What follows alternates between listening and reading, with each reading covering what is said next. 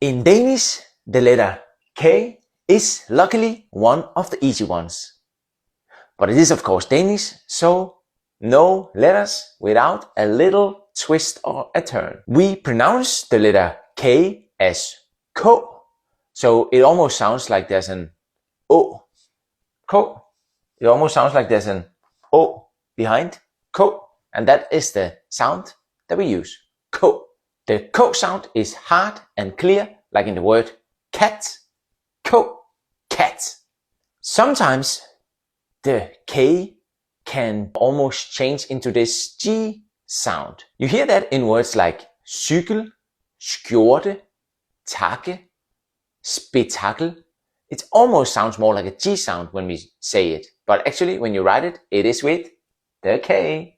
It can also be really difficult to hear the difference between bakke or bakke or muggen or muggen.